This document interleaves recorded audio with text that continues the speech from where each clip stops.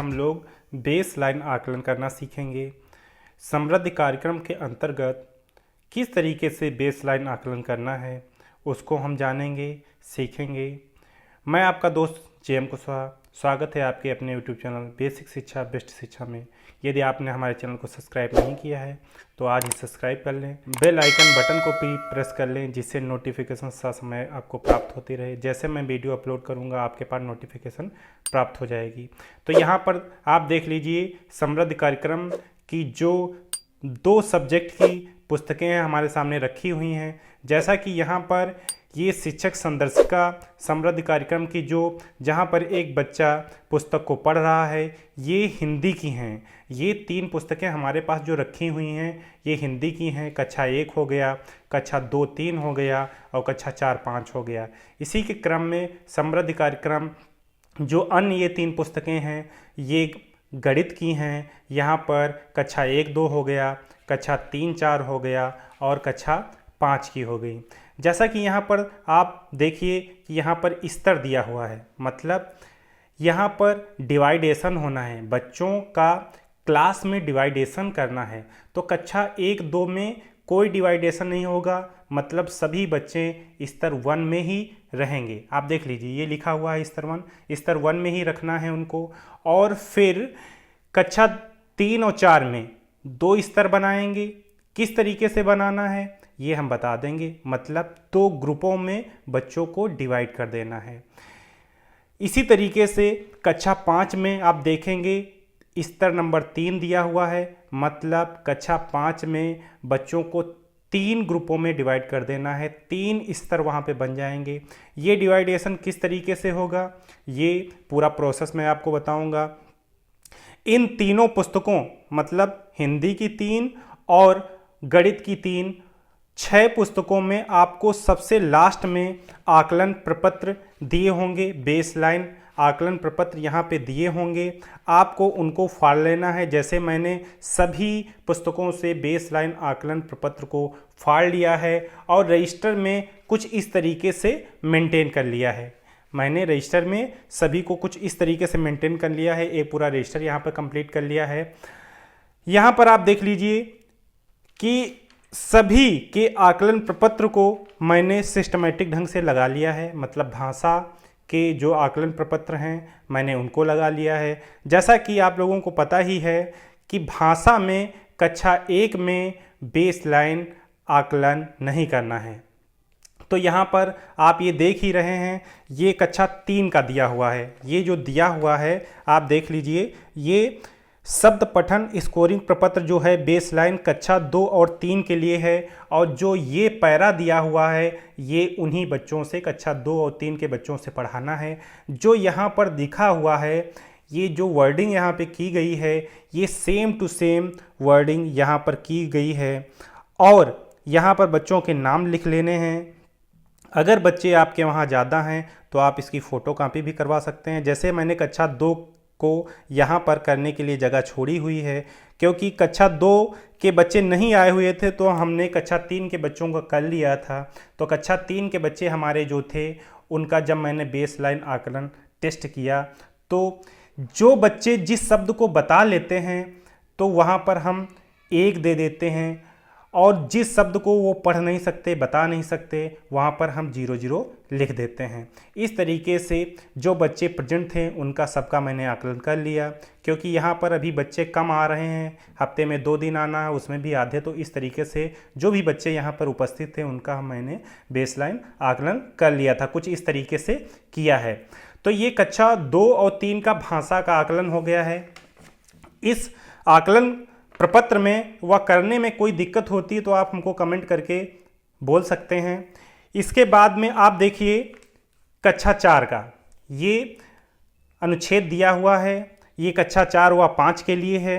आपको बच्चों से ये अनुच्छेद पढ़वाना है। ये जो अनुच्छेद दिया है ये बच्चों को पढ़ने के लिए कहा जाएगा। और वही पूरा जो मैनेजमेंट किया गया है इसमें किया गया है। इस आकलन में यहाँ पर कक्षा 4 का मैंने किया हुआ है, यहाँ सभी बच्चों को लिख लिया गया है। अब देखिए जहाँ पर बच्चे बता पा रहे हैं वहाँ पर हम 1 उसको दे देंगे, और जहाँ पर बच्चे नहीं बता पा रहे हैं वहाँ पर 0 अलॉट कर देंगे। तो इस तरीके से सभी बच्चों को मैंने दे दिया है। और ये देख लिए जो वर्ड यहाँ पे लिखे हुए हैं सभी वर्डिंग यहाँ पे ये की गई है। तो जैसे रोहित एक पढ़ लेता है तो वहाँ पर हम, जैसे यहाँ पर निशा जो लड़की होगी उसने रोहित नहीं पढ़ पाई होगी तो उसको मैंने 0 दे दिया। उसने घर पढ़ लिया है तो वहाँ पर मैंने 1 दे दिया। इस तरीके से आप इसको कर लेंगे। उसके बाद में कक्षा 5 के बच्चों का इसी तरीके से कर लिया जाएगा। ये आकलन, बेसलाइन आकलन भाषा का हो गया। इसके बाद चलते हैं कि मैथ जो गणित है, गणित का किस तरीके से आपको करना है। जैसा कि जो संदर्शिका दी हुई है, जो आपके पास में समृद्ध मॉड्यूल है, उसमें कक्षा 1-2 का जो आकलन प्रपत्र है कुछ इस तरीके से दिया हुआ है। आकलन प्रपत्र इस तरीके से दिया हुआ है, इसको आपको फाड़ लेना है। इस आकलन प्रपत्र को फाड़ लेना है और बच्चों को देना है। करने के लिए बच्चों को देना है, देखना है कि बच्चे कितना कर पा रहे हैं। जैसे कि कक्षा 1 वाले बच्चे हो सकता हो ये इस हिंदी को ना पढ़ पाएँ कि क्या करना, तो आप उनको पढ़ा के बता सकते हैं कि इस क्वेश्चन में क्या पूछा जा रहा है। अगर बच्चा बता ले जाता है, जैसे कि यहाँ पर दिया हुआ देखो और छोटे चित्र पर दिए गए बॉक्स में निशान लगाओ, कौन सा छोटा चित्र है उस पर आपको निशान लगाना है। यदि बच्चा बता देता है कि ये वाला चित्र छोटा है तो क्वेश्चन नंबर 1 का पार्ट 1 हो जाता है। अब बहुत सारे लोगों का ये प्रश्न होता है कि अगर ये वाला पार्ट कर लिया है, ये नहीं कर पाता है, तो क्या क्वेश्चन माना जाएगा, सही माना जाएगा? नहीं। अगर दोनों पार्ट कर लेता है तभी उसको ए अलॉट करना है, नहीं तो अलॉट नहीं करना है। और जैसा कि आप लोग जानते हैं कि भाषा में तो कक्षा 2 का करना था बेसलाइन आकलन, लेकिन गणित में कक्षा 2 वालों का बेसलाइन आकलन नहीं करना है। जैसा कि यहाँ पर देख लीजिए ये लाइन खींची हुई है, इसका मतलब है कक्षा 1-2 का बेसलाइन आकलन गणित में नहीं करना है। अब चलते हैं हम लोग कक्षा 3 पर। तो यहाँ पर हम देखेंगे, यहाँ पर जो आकलन प्रपत्र होगा 2 हो जाएंगे। स्तर 1 जैसा कि कक्षा 1 में था वही सेम प्रारूप है, और स्तर 2 में एक और प्रारूप बढ़ जाता है। जैसे कुछ इस तरीके से हो जाएगा, देख लीजिए कुछ ये क्वेश्चन हो जाएंगे। 5 क्वेश्चन वही रहेंगे जो कक्षा 1-2 में है, लेकिन वहाँ पर बेसलाइन आकलन करना नहीं है। और क्वेश्चन नंबर 6 से यहाँ पर चेंज हो जाएंगे जो स्तर 2 में रखे गए हैं। कहने का मतलब जो बच्चे 1 से लेके 5 तक हल कर लेंगे वो स्तर 1 में रहेंगे। अगर 2 के हल कर लेते हैं एक भी क्वेश्चन, जैसे यहाँ पर आप समझिएगा, जैसे कक्षा 3 का बच्चा है वो 1 को हल कर लेता है, स्तर 1 के जो प्रश्न है, ये वाले जो प्रश्न हैं, अगर वो हल कर लेता है, इन प्रश्नों को हल कर लेता है तो वो 2 में पहुँच जाएगा। 2 के कोई भी प्रश्न अगर वो, जैसे कि ये पहला क्वेश्चन है, क्वेश्चन नंबर 6 है, अगर उसने हल कर लिया और इसके बाद आगे के क्वेश्चनों को नहीं हल कर पा रहा तो इसी में रहेगा। अगर कक्षा 3 का बच्चा है और उसने इस स्तर को हल करने में, माना ये क्वेश्चन हल किया, इस क्वेश्चन को हल किया और इसको नहीं हल किए पा रहा, तो वो इसी में रहेगा। ठीक है, ये चीज़ समझिएगा, वो इसी में रहेगा, उसका स्तर नहीं बढ़ाया जाएगा। अगर इसमें कोई डाउट हो तो आप कमेंट कर सकते हैं। और जो बच्चा जिस क्वेश्चन का, जैसे यहाँ पर देख लीजिए ये दिया हुआ है आकलन टूल प्रश्न संख्या, जैसे प्रश्न संख्या 1 ये दी हुई है, जो क्वेश्चन आपका 1 है उसका जो टाइटल है वो संख्या पूर्व ज्ञान है। अगर उस क्वेश्चन को बच्चा कर ले रहा है, जैसे सुमित बच्चे ने यहाँ पर कर लिया है, बता लिया है, क्या बता लिया है, जैसे यहाँ पर ये प्रश्न है, ठीक है, ये प्रश्न उसने बता लिया है कि इसमें से कौन सा छोटा है, उसने इसको बताया। और दादी से दूर कौन है, तो उसने बता दिया ये दूर है। तो क्वेश्चन नंबर 1 जो है संख्या पूर्व ज्ञान उसने बता लिया है, तो उसको हम ए दे देंगे। और यहाँ पर बी मैंने दिया हुआ है, मतलब संख्या पैटर्न। संख्या पैटर्न यहाँ पे क्या है, संख्या पैटर्न आप क्वेश्चन नंबर 3, जैसे वहाँ पर क्वेश्चन नंबर 3 बता रहा था, क्वेश्चन नंबर 3 ये है कि संख्या पैटर्न देख लीजिए, क्वेश्चन नंबर 3 था या 4 था, ये क्वेश्चन नंबर 4 था, 3 तक उसने बता लिया था, 2 और 3 एक में ही है, क्वेश्चन नंबर 4 था।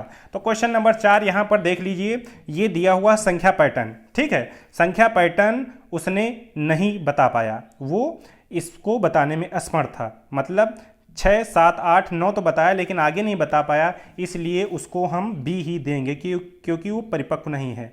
उसके आगे उसने नहीं हल कर पाए तो हमने बी दे दिया, मतलब वो स्तर नंबर 1 में ही स्तर नंबर 2 में नहीं पहुंचा है। तो इस तरीके से आप करेंगे और बेस लाइन वाले में भर देंगे। यदि आपके वहाँ बच्चे ज़्यादा हैं तो आप इसकी फ़ोटोकॉपी करवा सकते हैं। जैसे हमारे यहाँ बच्चे 11 का यहाँ दिया हुआ है, बाकी बच्चे ज़्यादा थे तो हमने फ़ोटोकॉपी करके इस तरीके से यहाँ पर लगा दिया है। इसी तरीके से आप क्या करेंगे, कक्षा 4 में भी कर लेंगे, क्योंकि कक्षा 3 और 4 में 2 ही स्तर हैं, हम कर लेंगे। उसके बाद में हम चलते हैं कक्षा 5 में। कक्षा 5 में यहाँ पर देख लीजिए, आकलन प्रपत्र कुछ इस तरीके से आप लगा लीजिए। यहाँ पर क्या किया गया है, यहाँ पर 3 प्रपत्र हैं, जैसा कि स्तर नंबर 1 वही प्रश्न जो पहले लगे हुए थे, स्तर नंबर 2 में वही प्रश्न जो पीछे आपने देखे हैं, क्योंकि स्तर के प्रश्न वही रहेंगे, और स्तर नंबर 3 के प्रश्न यहाँ पे चेंज हो जाएंगे। इस तरीके से क्वेश्चन आपके चेंज हो जाएंगे। अब मान लीजिए कि कोई भी बच्चा है आपके पास, उसने इन प्रश्नों को हल कर लिया है और हल करके फिर यहाँ पर उसने इसको हल किया है, क्वेश्चन नंबर 6 को, तो वह बच्चा इसी स्तर में रहेगा। कक्षा 5 का भी बच्चा है लेकिन उसका स्तर होगा 2 होगा। मान लीजिए कक्षा 5 का बच्चा, उसने क्या किया, स्तर 1 के कुछ क्वेश्चन हल किए और लास्ट में आके क्वेश्चन को नहीं हल कर पाया, तो स्तर नंबर 1 में रहेगा। इसी के बाद में फिर देख लीजिए कि पहला स्तर पार कर गया, दूसरा स्तर पार कर गया बच्चा, मान लीजिए तीसरे स्तर में पहुंचा और पहले क्वेश्चन को हल कर लिया, उसके बाद नहीं हल कर पाया तो वो तीसरे स्तर में आ जाएगा। इस तरीके से आपके कक्षा 5 में 3 ग्रुप बन जाएंगे।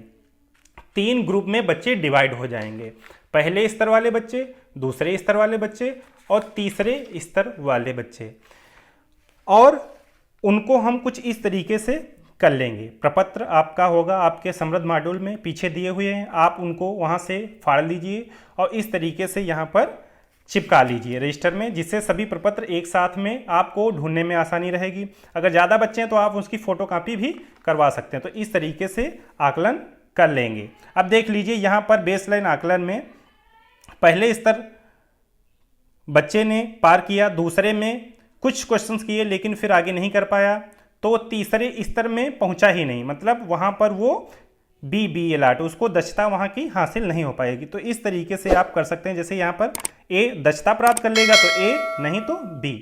तो इस तरीके से आपको ये कर लेना है। यदि इन सभी चीज़ों को समझने में कोई भी दिक्कत आती है तो आप हमें कमेंट करके ज़रूर बता सकते हैं। कमेंट करेंगे तभी हमको पता चलेगा, मैं इसको और भी अच्छे से एक्सप्लेन करने की कोशिश करूँगा। धन्यवाद। ज़्यादा से ज़्यादा इसको शेयर कर दीजिए, हमारे चैनल को आज ही सब्सक्राइब कर लीजिए। धन्यवाद।